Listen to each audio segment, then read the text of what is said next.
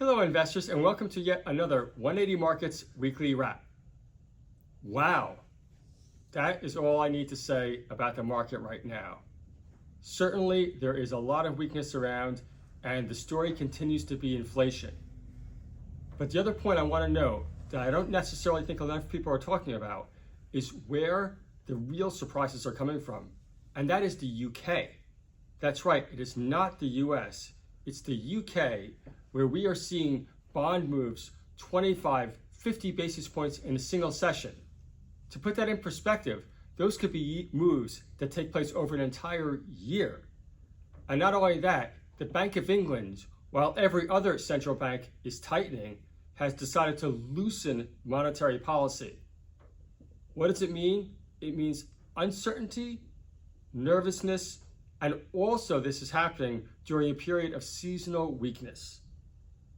Over here at 180 Markets, what are we doing? We are still seeing capital raises. We are still seeing events take place in the markets, but it is certainly at a slower pace. We are seeing people keeping their powder dry, waiting, observing, and really in a position to take advantage when they have higher conviction. And it was quite a turbulent yet dull week on the market. Inflation fears still gripping the market amongst many other variable factors. And just taking it over to the charts here, despite the rise here on Thursday on the back of the Bank of England buying back bonds, there still appears to be lots of cracks. And as you can see today, there's been quite the pullback. Just checking the XJO so far today at 2 p.m. on Friday. It's down almost 80 points and about 1.2%. In terms of what we're seeing on the placement side of things, just the one key placement that I wanted to discuss, and that was CXO, Core Lithium.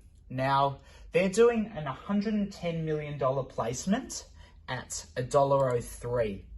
And there was news that came out on Wednesday, and it was pretty significant news. There was a cross trade of 46.4 million shares at $1.05 by a large existing shareholder, and that certainly caused a share price fall from about $1.20 down to about $1.07, and they're doing a placement at $1.03 today. Use of proceeds being to fast track exploration programs and to pursue further organic and inorganic opportunities. Now, a couple of ups this week. The first one is Dundas Minerals. They're a recent IPO at 20 cents, so congratulations to all that took that IPO. It's had a really fantastic week on the market. So they came out and said that drilling results from its tenements in the Albury-Fraser region in WA uncovered massive sulfides. And whenever you see massive sulfides, you see a massive run up. And it went overnight from about 40 cents to 70 cents. So fantastic news for existing shareholders.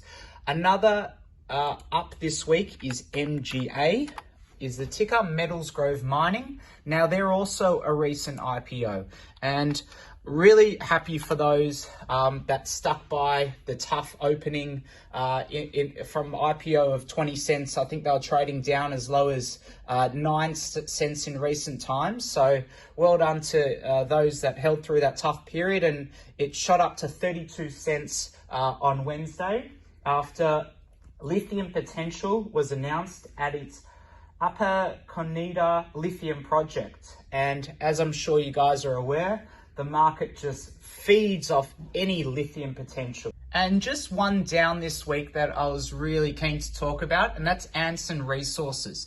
So you can see here that it's trading just below 30 cents, down about 8.5% today. So they actually did a placement at 36 cents last week.